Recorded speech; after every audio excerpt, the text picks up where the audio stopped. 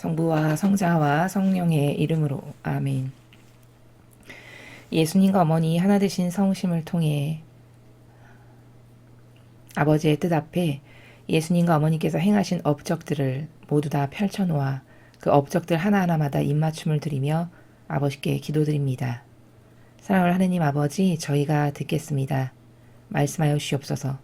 또한 아버지께서 가르쳐 주시는 이 계명이 대한민국 5,200만 국민의 사고방식의 근간이 되게 하시고 기본이 되게 하시며 도덕과 윤리가 될 수 있도록 축복하여 주시옵소서. 또 전세계 아버지께 속한 자녀들 또한 이 계명이 이제 따라야 될 유일무이한 가치 기준임을 모두가 인정하고 회개하고 뉘우치며 정직하게 고백하여 계명의 질서로 돌아가는 인류가 될 수 있도록 축복하여 주시옵소서. 이 모든 기도 우리 주 예수 그리스도의 이름으로 기도드리나이다. 아멘. 성부와 성자와 성령의 이름으로 아멘. 안녕하십니까. 하나님의 뜻 성교의 피아수녀입니다.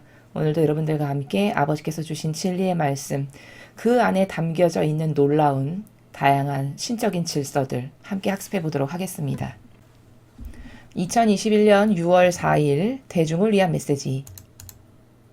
저 모리는 또다시 하느님 아버지의 성심이라고 알게 된 큰 불꽃을 봅니다. 하느님 아버지께서 말씀하십니다. 진리가 망가지면 사회는 타락하게 된다. 진리란 나의 계명에 대한 순종이라는 사실을 명심하여라. 오늘날에는 사람들이 진리를 너무나 무시하기 때문에 정부나 도덕규범, 법률 등은 도덕적 타락의 새로운 최저점에 도달하게 되었다. 합법성은 더 이상 진리의 기준이 되지 못하고 있다. 이 나라 미국 정부 내 구축되어 있는 견제와 균형 시스템은 타협되었으며 이는 연방은 물론 각 주에서 많은 면에서 법체제의 기반을 약화시키고 있다. 이것이 각 영혼의 도덕성이 그렇게도 중요한 이유다. 이것은 영혼 자신의 구원뿐 아니라 전체적으로 세상의 도덕의 강화를 위해 매우 중요하다. 나의 계명들을 존중하는 영혼 한 명이 세상 전체를 더 강하게 만들고 더 나의 부성적 마음에 들게 한다.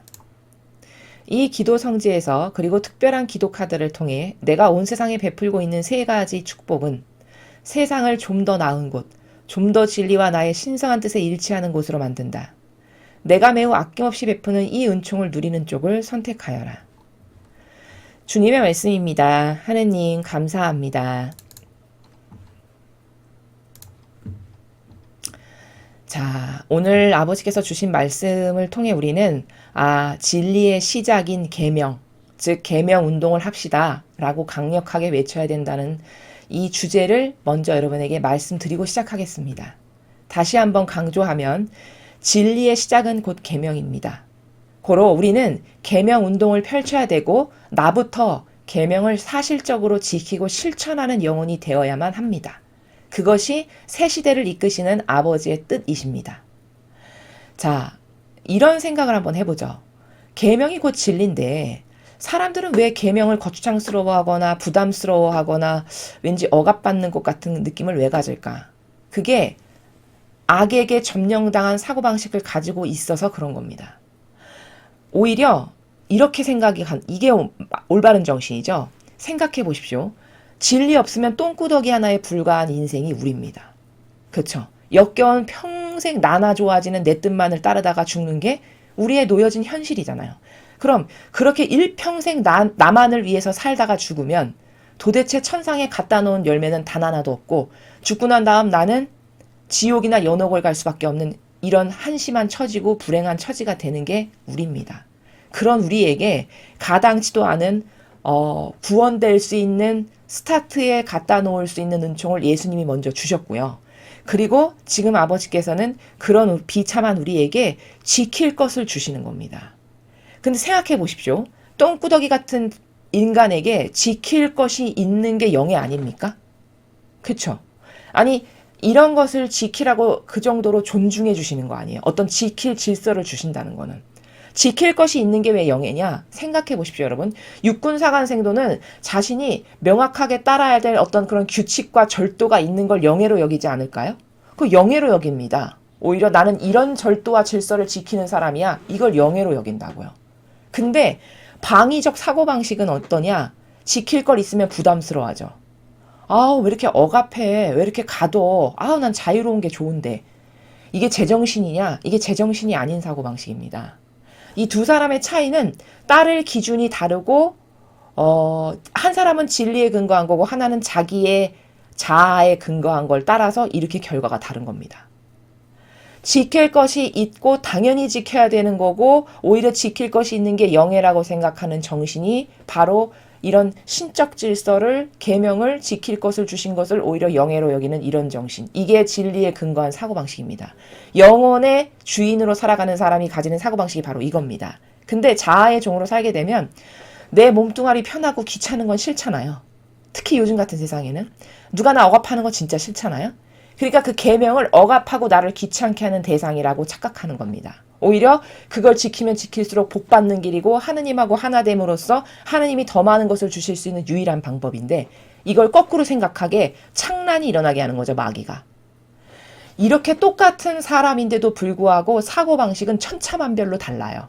어떤 거에 근거해서 생각하느냐에 따라. 이게 무서운 겁니다. 왜 무서운 거냐? 무슨 사고방식을 따르고 살았냐에 따라 한 사람은 어마어마하게 위대해질 수도 있고 천상의 나라에 가기까지, 또 다른 한 사람은 지옥의 저 깊은 심연의 불구덩이에 가기가 십상입니다. 이래서 사고방식을 진리에 근거해서 하지 않으면 정말 심각하게 곤란한 겁니다. 자기의 영혼에게. 오늘 아버지께서는 지금 진리가 망가지면 사회는 타락하게 된다. 이렇게 시작을 하세요. 당연한 거죠. 당연한 거. 지킬 질서가 없어지면 당연히 타락하는 거죠. 여러분, 신호등이 강남에 있으니까 거기에 소통이 돼서 자동차가 다닐 수 있는 거지, 거기 신호등이 하나도 없다라고 생각해 보십시오. 거기 단숨에 무법천지될 겁니다. 그럼 지킬 질서가 있는 게 내가 좋아지는 겁니까? 지킬 질서가 없는 게 내가 좋아지는 겁니까? 지킬 질서가 있는 게 좋아지는 거예요. 근데 거꾸로 생각하고 살잖아요. 이상한 자유적 개념을 갖고 방종의 나라에서. 이게 다 마귀가 여러분의 사고방식 안에 불어넣은 착각과 오해와 망상과 부작용들입니다. 진리와 다른. 그러니까 진리가 망가지면 당연히 사회는 타락하게 되죠. 신호등 없으면 거기 오합지졸로 난리 나는 게 당연한 겁니다. 그게 당연한 거예요. 조금만 생각해보면 너무 당연한 이치죠. 그렇죠? 그러니까 진리가 망가지면 타락하는 건 당연한 거예요. 신호등 없어지면 거기 오두가도 못하고 꼼짝달싹 못하게 되는 게 너무 당연한 거죠. 왜? 서로 먼저 가겠다고 난리 필 테니까. 보나마나. 진리란 나의 계명에 대한 순종이라는 사실을 명심해라. 자, 그럼 도대체 진리가 뭐냐? 진리가 망가지면 사회는 타락할 텐데, 그럼 도대체 진리란 뭐냐? 질서인데, 참된 진실과 사실인데, 더 쉽게 풀어서 말하면 내 계명에 대한 순종이다. 진리라는 건. 즉, 내 계명이라는 질서를 네가 순종으로 받아들여서 따르고 살면 너는 진리를 지키는 사람이다 라는 거예요. 오늘날에는 사람들이 진리를 너무나 무시하기 때문에 정부나 도덕 규범, 법률 등은 도덕적 타락의 새로운 최저점에 도달하게 됐다. 그렇죠. 진리를 아예 무시한대요. 무시. 그리고 이 진리를 무시하도록 누가 조장했냐? 이게 이교도가 조장한 거죠. 진리는 다 무시하고 인간 존중, 인권 존중을 계속 떠받쳐서 요즘 세상에는 교만하지 않은 사람이 단 한 명도 없습니다. 자신에게 조금만 손해가 돌아오잖아요. 10길, 20길, 100길 날뜁니다. 남을 위해서 양보를 하는 건 왜 내가 양보해야 되지? 왜 나만 양보해야 돼? 쟤도 있는데? 이런 식이에요. 이건 도대체가 인간이라고 할 수가 없는 거죠. 그러니까 진리를 무시하게끔 조장한 세력이 누구냐? 그게 이교도의 교회인데 어떻게 조장했냐? 그럼 끊임없이 자연보호, 인권보호, 생명존중, 인간이 중심이다, 하느님보다 인간이 중요하다, 이런 거를 수십 년 동안 가르쳐가지고 아예 세뇌화가 됐어요. 인간들이. 그래서 다 존중받아야 되고, 내가 너도 중요하면 나도 당연히 중요한 존재야. 오로지 존중, 오로지 인간 중심, 이것밖에 없습니다. 하느님은 없어요. 하느님이 마땅히 존중받으셔야 되는 질서는 없습니다. 그리고 병든 그런 인간의 기호와 감성을 끊임없이 존중해야 된대요. 인간은 중심이니까. 이걸 정치인이 가르친 게 아니라 여러분, 교회가 가르친 겁니다. 똑바로 깨달아야 됩니다. 우리가. 도대체 한두 가지 마귀 역할을 한 게 아닙니다. 그래서 사람들이 다 아유, 사람은 소중하고 존중받아야 되는 존재인데, 그러니까 동성애자도 존중해야 되고, 못도 존중해야 되고, 다 존중해야 된다고, 이렇게 계속 꼬리에 꼬리를 물고 나오는 거죠, 마귀법이. 도대체 잘못된 걸 말하는 사람은 이상한 사람이에요. 아닌 걸 아니오라고 말하는 사람은 꼴통, 수구 꼴통, 이렇게 하죠. 수구 꼴통, 틀리 딱딱. 아예 이름을 붙여줬어요, 사회가. 이상한 사람으로 매도하라고. 틀리 딱딱, 수구 꼴통으로. 도대체 이게 제정신이 아닌 사회라는 거죠. 근데 아버지는 이게 질서가 있어야 된다고 말씀하시잖아요.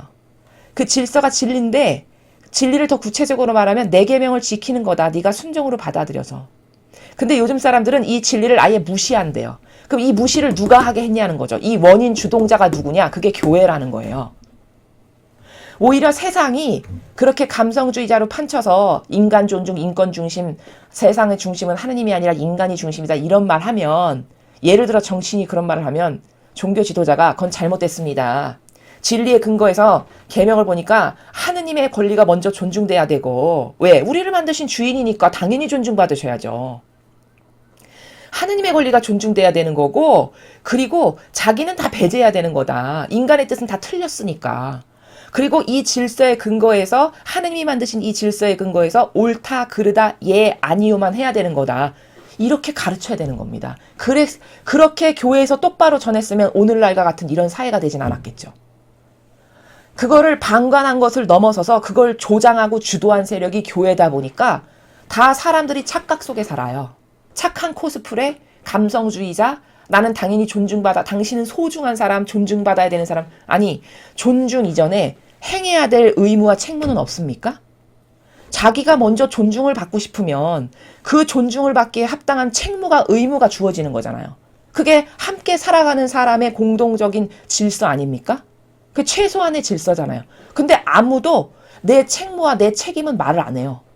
내가 마땅히 해야 돼. 내가 자식으로서, 내가 부모로서, 내가 사회의 구성원으로서, 내가 하느님의 자녀로서, 내가 교회 일꾼으로서, 내가 스승으로서, 내가 지도자로서, 이런 건 마땅히 내 책임이고 내가 해야 될 의무고, 나는 이걸 안 했으니까 비판받아도 쌉니다. 이런 말을 한 사람이 없습니다. 그럼 아무도 책임, 아무도 의무는 행하지 않고 다 권리만을 존중하면 그게 마귀 소굴이죠, 곧. 그게 마귀 소굴이에요. 그 오늘날 마귀 소굴의 사회가 된 겁니다. 그 계명은 네 건 하나도 주장하지 마라가 계명이잖아요. 왜? 네가 순종으로 내 질서를 잘 따라. 그럼 축복은 그냥 거저 주어지는 거거든요. 하느님과 하나됨으로써 축복은 내가 굳이 달라고 난리 안 펴도 하느님이 나랑 하나 되는 정도에 따라서 알아서 자동으로 주시는 게 축복입니다. 이게 순종하는 삶이 누리는 은총이고, 이게 순리에 따라서 살아가는 삶인 거거든요. 근데 다 거꾸로 살고 자기 잘못은 아무도 없대요. 자기 탓은 아무도 없대요. 그럼 도대체 이 사회가 어떻게 될까요? 완전 마귀 굴 속으로 가는 거죠. 그래서 오늘날 이렇게 된 겁니다. 그걸 조장한 세력이 교회다 이겁니다. 끊임없이 인권 존중, 자연 보호, 생명 존중, 사람 중심, 이걸 외쳐대서 이 지경이 되게 한 거라고요. 그래서 진리를 무시해서 정부나 도덕규범, 법률 등은 도덕적 타락의 새로운 최저점, 아예 바닥을 친다는 거죠. 요즘 세상에 윤리도덕이 있습니까? 여러분, 요즘 세상에 윤리도덕이 있나요? 어르신들은 이걸 아주 뼛속 깊이 느끼실 거예요. 요즘 세상에 윤리도덕이 없다는 것을. 요즘 세상에 어른을 공경하는 사람이, 어른으로서 어른을 대하는 사람이 거의 없죠. 그래도 당당해요. 옛날은 어른을 어르신으로 공경해야 되는 게 기본이었습니다. 기본 윤리 도덕이었어요. 근데 요즘은 어르신을 어르신으로 안 대해요. 그래도 하나도 그게 이상하지가 않아요. 이렇게 해서 최저점의 바닥을 찍는 시대가 됐다라고 지금 말씀하시는 거죠. 합법성은 더 이상 진리의 기준이 되지 못하고 있다. 자, 합법성. 그러니까 어떤 법의 근거에서 뭔가를 판단하고 결정 내리는, 그게 합법성인데 더 이상 그 합법성도 진리의 기준이 못 된대요. 왜일까요? 법이 다 변질됐으니까. 법이 어떻게 변질됐죠? 타협을 해요. 이제 법이. 여러분, 법관들이 다 타협해서 법을 이상하게 다 우그러뜨리는 거 아십니까? 다 타협을 해요. 경계 허물고 전형 없애고. 이렇게 해서 좋은 게 좋은 거지. 이런 식으로 법을 다 타협해서 다 바꿔놓습니다. 여러분 국회 사이트에 들어가 보시면요. 하루에 수십 개씩 이상한 안건이 막 올라옵니다. 여러분 그거 아시나요? 국회 사이트에 들어가시면은 정기적으로 들어가서 보십시오. 얼마나 이상한 안건이 많은지. 그 국회의원들이 그런 안건을 그렇게 올리는 거예요. 그리고 이게 뭐 몇만이 넘으면 통과되고 이런 거를 하고 있는 게 우리나라입니다. 거기 보면은요. 기가 막힌 법이 한두 개가 아닙니다. 이런 것도 법인가? 싶은 법이 한두 개가 아니에요. 거기 가면. 그런 걸 법이라고 올립니다. 그러니 합법성을 존중하면은 나라가 어떻게 되겠습니까? 더 이상 합법성은 없는 거죠. 이 나라의 법에 근거해서 뭘 결정하는 거는 옳지가 않은 거죠. 더 이상 진리의 기준이 못 된다고 그래서 말씀하시는 거예요. 왜? 이게 이제 법이 완전히 다 어그러지고 다 망가졌으니까. 다 타협하고 경계 어물고 전형 없애고 그걸 합리적이라고 해서 그걸 법으로 만들고 이런 짓을 하니까 더 이상 기준이 못 되는 것이죠. 이래서 이제 희망이 없어요. 인간 세상에는. 이제는 계명으로 돌아가야 됩니다. 하느님의 계명. 이것밖에는 답이 없습니다. 계명은 속성이 절대성이에요. 무엇하고 타협하는 거 아닙니다. 근데 인간은 다 타협해요. 인간의 이 고질적 악습이 자기에게 이득되면 다 타협한다는 게 고질적 악습입니다. 그래서 법도 바꾸고 뭣도 바꾸고 다 바꿔요. 다 허트러뜨리고 다 경계 어물고. 이게 아주 악독한 인간의 속성인데 계명은 절대성이 근간이고요. 그 절대성이라는 것은 시간, 공간을 초월해 변치 않는 불멸의 법칙입니다. 그것에 근거하여 만들어진 게 계명이에요. 그래서 이거는 바뀌지 않아요. 달라지지 않습니다. 온전하고 완벽한 겁니다. 그래서 인류는 다 이 계명으로 이제 돌아가야 돼요. 아버지가 지금 그걸 말씀하시는 거죠. 이 나라 미국 정부 내에 구축되어 있는 견제와 균형 시스템은 타협되었으며 이는 연방은 물론 각 주에서 많은 면에서 법체제 기반을 약화시키고 있다. 원래 이 민주주의 시스템 자체가 하느님께서 축복하신 시스템으로서 견제와 균형을 하게끔 되어 있는 시스템이었잖아요. 삼권 분립 이런 거 들어보셨죠? 왜 견제와 균형이 필요할까요? 한쪽이 이상하게 치우친다. 그럼 이 반대쪽에서 이걸 잡아주는 거잖아요. 또 이쪽이 너무 지나치다. 그럼 또 이쪽에서 잡아주고. 이렇게 해서 서로 견제하고 균형을 함으로써 조화롭게 이 절대값이 유지될 수 있게끔 하는 게 견제와 균형의 시스템의 원리죠. 근데 더 이상 견제와 균형의 시스템이 이루어지질 않아요. 왜? 다 타협하니까요. 우리는 어떻게 타협하는지를 지난 트럼프 대통령 그 재선 선거 끝나고 나서 미 의회에 모여가지고 국회의원들이 이건 잘못됐으니까 다시 해야 된다라고 그 의결하는 그 부통령을 중심으로 해서 의결하는 그 회의를 보셨잖아요. 여러분께서. 그때 그 부통령이 어떻게 타협하는가를 우리는 똑똑히 봤죠. 우리는 그 사람이 그리스도인으로서 올바른 선택을 할 거라고 다 믿어 의심치 않았잖아요. 근데 그마저도 타협을 하잖아요. 그렇게. 분명히 이게 잘못됐는데도 불구하고 아닌데도 불구하고 그 아닌 세력과 하나가 되는 걸 우리 눈으로 똑똑히 봤잖아요. 그게 정치인이고 부통령이라는 자리에 앉아있는 사람이에요. 그러면 그 사람들이 거기서 뭘 하겠습니까? 거기 무슨 진리가 있겠으며 거기 어떤 절대적 가치가 뭐가 보존이 될 수 있겠어요. 그런 사람들이 거기서 그런 것을 하는데. 그러니까 그런 시스템이 이제는 다 타협됐다라고 이렇게 말씀하시는 거예요. 우리 눈으로 다 보았듯이. 그래서 이제는 희망이 없어요. 많은 면에서 법체제 기반을 약화시키고 있다라고 이렇게 아버지가 말씀하시죠. 그렇죠? 이제 견제와 균형이라는 것은 다 깨졌기 때문에 오히려 자신들의 이익에 근거한 타협으로서 다 경계를 허무는 걸 법조항으로 하기 때문에 이제 더 이상 희망이 없는 거죠. 이 세상에는. 그리고 여러분 정치인들이 그런 거 아시나요? 이들은요, 예전에는요, 여당이다, 야당이다 그러면 그래도 좀 소신이 있고 철학이 있어서 여당과 야당은 절대로 하나가 되질 않았었어요. 근데 지금은 어떤 세상이냐면요. 낮에 국회에서 회의할 때는 마치 반대하는 세력인 것처럼 겉으로 코스프레를 해요. 반대하는 세력인처럼. 근데 밤이 되잖아요. 그럼 밤이 되면요, 여당, 야당 없습니다. 형님, 아우님 하면서 가서 함께 어깨동무하면서 밥 먹으러 가는 사이예요, 그들이. 그럼 그들이 무슨 소신이 있겠으며 그들이 무슨 확고부동한 철학이나 가치가 있겠으며 거기 어떻게 타협을 안 하는 정신이 어디 있겠습니까? 그런 수준인데. 이런 시대입니다, 지금이. 이런 사람들이 정치인이고 이런 사람들이 국회의원이에요. 즉 도둑질하는데 하나 된 관계인 거죠. 형님 아우님 해가면서. 남해 보일 때는 마치 어떤 이런 소신과 철학이 있어가지고 요것만을 꼿꼿이 가는 사람인 것처럼 코스프레하고 저녁 때 카메라 꺼지면 자기네들끼리 하나 되고 어깨동무하고 같이 회식하고 돈 나눠 먹는 이런 세력, 이런 한심한 세력, 이게 국회의원의 시스템입니다. 그러니 다 타협하고 다 기반 약화시키고 견제와 균형은 이제 더 이상 없고 이런 세상이 된 거죠. 이것이 각 영혼의 도덕성이 그렇게도 중요한 이유다. 그러니까 이제는 각각의 영혼에게는 기댈 수가 밖에 없는 거예요. 하느님께서. 각 영혼에게 말씀하실 수밖에 없는 겁니다. 깨어있는 각 영혼들에게. 이것은 영혼 자신의 구원뿐 아니라 전체적으로 세상의 도덕의 강화를 위해 매우 중요하다. 자, 도덕성. 여기 영혼의 도덕성이라고 하셨는데 지킬 원칙. 지킬 원칙이 이제 각각 개개인에게 중요한 시대가 됐대요. 이제 어떤 시스템도 믿고 의탁할 데가 없으니까 각각의 개개인이 지킬 원칙이 중요한 시대가 됐다. 그 지킬 원칙이 뭐다? 그게 계명이다. 이렇게 말씀하시는 거예요.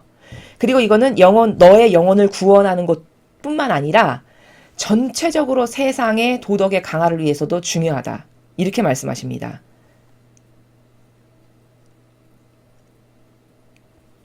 왜냐? 왜 내가 하나 지키는 게 왜 전체 세상의 도덕의 강화를 위해서 중요하지? 의심이 드시잖아요.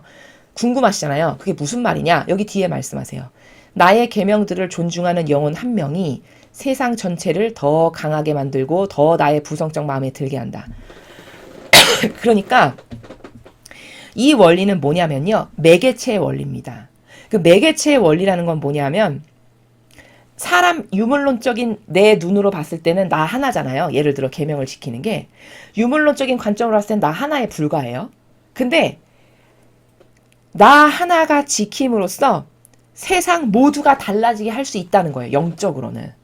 그럼 그게 어떻게 가능하냐? 자, 예수님을 뵈니까 예수님께서 혼자 온 인류의 모든 죄악을 다 끌어안고 이 죄악을 제가 다 배상보속합니다 하고 돌아가셨어요. 혼자 돌아가신 거잖아요. 유물론적으로는. 그러면 아니 예수님이 죽은 게 저 사람의 죄하고 무슨 상관이야?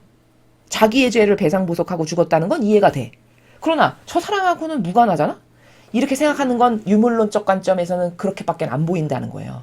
근데 영적으로는 본질적으로는 예수님이 돌아가실 때 그 영혼의 죄까지도 본질의 나라에서 다 끌어안으셨죠. 그쵸?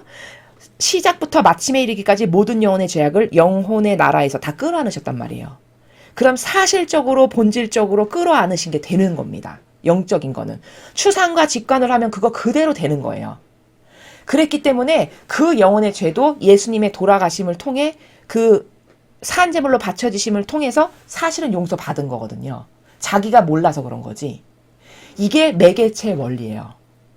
그러니까 한 명이 예수님의 정신으로 만약에 대한민국에서 살잖아요. 그럼 대한민국은 전체를 용서받을 수 있어요. 진짜 똑같이 예수님처럼 산다면. 매개체는 이렇게 위대하고 무서운 겁니다. 지금 그 매개체 원리를 말씀하시는 거예요. 여러분 각각이 나 하나 뭐 이렇게 한다 해서 뭐 그게 대단하겠어? 이런 생각을 하시면 안 된다는 거예요. 여러분 한 명 한 명이 왜 소중하냐면 여러분 한 명이 진짜 계명을 철두철미하게 지키고 존중하는 사람으로서 산다. 그러면 여러분 한 명의 영혼만 좋아지는 게 아니라 여러분을 통해 세상 전체가 좋아진다는 거예요. 왜냐? 여러분 그 들깨 농사를 지어보셨으면 아시겠지만 그 깨 씨 하나 뿌리잖아요. 그 씨 몇 개 안 되잖아요. 근데 그게 자라나면 대공이 이렇게 커지면서 거기 많은 그 뭐라고 그래야 될까요? 그게 붙죠. 옆에 들깨가. 그래서 그 털면 수없이 많은 들깨가 우수수 떨어지죠. 열매 맺으면. 그럼 뿌렸을 때 씨앗은 몇 알 안 됐잖아요. 그렇죠? 몇 알 안 됐는데 열매 맺을 때 보니까 엄청나게 많은 들깨를 수확하게 된단 말이죠. 이게 바로 매개체의 원리예요. 시작은 나 하나에 미미할지 모르겠으나 그러니까 이런 마음으로 계명을 지키시면 더 효과적이에요. 마치 예수님께서 하신 것처럼 아버지, 인류가 지금 깨닫지 못해서 계명을 지키지 않고 있는데 제가 인류 70억 인구를 다 끌어안아서 그 영혼들을 끌어안고 그들도 저와 함께 이 계명을 제가 지킬 때 저뿐만 아니라 그들도 지키게끔 하겠습니다. 그 영혼을 끌어안아서. 그리고 내가 오늘 아버지의 뜻 안에서 살며 계명을 지킨다. 그러면 그 70억 인구가 다 지킨 게 됩니다. 실제적으로. 이게 매개체 원리예요. 지금 아버지께서 말씀하시는 나라는 그 나라에서 말씀하시는 거예요. 그러면 세상 전체가 더 강해지고 더 내 마음에 들게 되고 또 세상이 도덕적으로 강화된다 이렇게 말씀하시는 겁니다. 그러니까 굉장히 중요한 원리죠. 그러니까 우리는 절망할 필요가 없고 실망할 필요가 없는 게 나 하나가 해서 무엇하랴 이건 마귀가 불어넣는 생각이고 사실은 비록 나 하나지만 내가 완벽한 예수님, 완벽한 어머니처럼 두 분의 정신세계에 용해돼서 살면 진짜 그렇게 된다라는 거예요. 두 분이 온 인류의 영혼을 위해서 모든 희생과 배상과 보석을 다 하신 것과 똑같이 나도 그렇게 전 인류의 70억 인구를 끌어안고 예수님과 어머니 정신세계에 용해되고 하나 돼서 작은 것 하나라도 한다. 그러면 실제적으로 예수님과 어머니께서 하신 게 되고 그걸 아버지께서는 받으시고 그 받으신 걸 통해서 세상을 살리고 구원하시고 마귀도 이기시고 이렇게 되는 이런 원리라는 겁니다. 여러분 그 성경에 보면은 그 겨자씨의 비유 아시죠? 거기 보면은 겨자씨 하나가 엄청 작잖아요. 매우 작아서 사람 눈에 띄지도 않는, 잘 보이지도 않는. 근데 그 겨자씨 하나가 땅에 떨어져 가지고 썩으니까 엄청 굵은 나무가 되면서 거기 많은 새가 깃들이고 뭐 사람이 와서 쉬고 이런 공간이 된다라고 말씀하시는 게 있죠. 그것도 똑같은 겁니다. 그 겨자씨 하나, 그 썩었을 땐 얼마나 우습습니까? 그 하나. 근데 썩고 나니까 그가 맺은 열매에 수많은 새와 짐승들이 깃들여서 휴식을 취하는 이런 게 되죠. 이게 매개체와 똑같은 거예요. 그러니까 이 원리를 잘 아시고 여러분께서 효용과 가치를 더 높이면서 일상생활에서 그 신앙생활을 얼마든지 하실 수 있다라는 거죠. 우린 이걸 신적 활동이라고 부릅니다. 어떤 보이는 것 즉시 저게 지금 아버지께 모욕을 드린다. 그럼 아버지 제가 저 사람이 깨닫지 못해서 아버지께 모욕 드리는 거 대신 배상보속합니다. 이렇게도 할 수 있고요. 또 오늘 이 선택을 해야 되는데 이게 이렇게 하면 아버지가 좋아하셔. 나에겐 손해가 많지만 그래. 불구하고 아버지가 좋아하시니까 내가 이걸 해야지. 온 인류를 끌어안고 제가 아버지의 계명을 지키기 위해서 이걸 선택합니다. 이런 거 다 신적 활동이거든요. 이런 신적 활동을 얼마든지 많이 할 수 있습니다. 일상생활에서.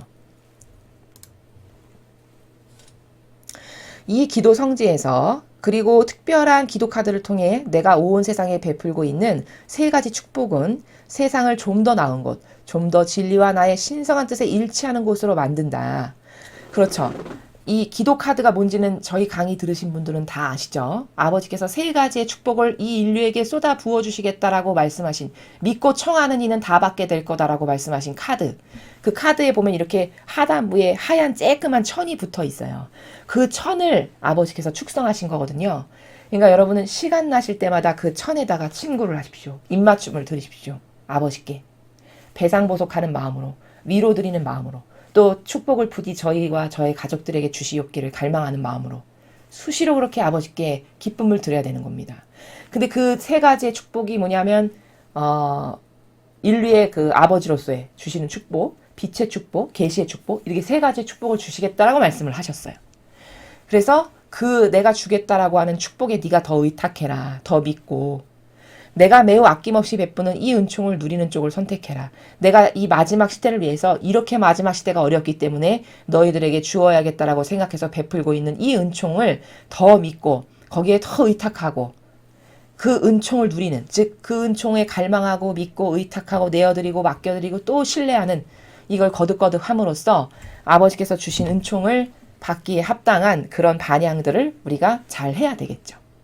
그래서 오늘은 진리의 시작은 곧 계명이다. 계명이 곧 진리다. 계명을 지키는 것으로 전 인류는 다 돌아가야 된다. 지금은 어느 것 하나도 온전한 것이 없기 때문에 뭐 인간의 법체계, 헌법 이런 거 다 망그러지고 허물어진 지 오래기 때문에 이제 인류는 계명으로 돌아가는 것만이 유일한 답이고 유일한 희망이다. 모두가 계명을 지키는 시대가 된다. 그럼 진짜 행복한 시대가 되겠죠.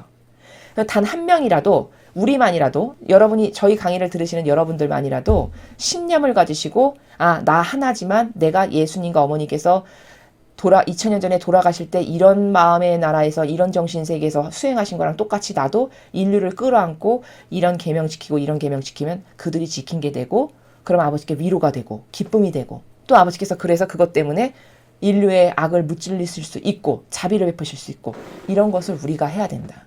이건 우습게 볼 것이 아니라 여기 아버지께서 말씀하셨죠. 세상을 더 강하게 만들고, 그쵸? 세상의 도덕의 강화, 또 부성적 마음에 들게 한다. 이렇게 말씀하셨습니다. 그러니까 이 말씀을 믿고 그 신뢰 가운데 우리가 올바른 반향을 하는 그런 자녀들이 되어야 하겠습니다. 이상으로 2021년 6월 4일 대중을 위한 메시지 해설을 마치겠습니다. 감사합니다.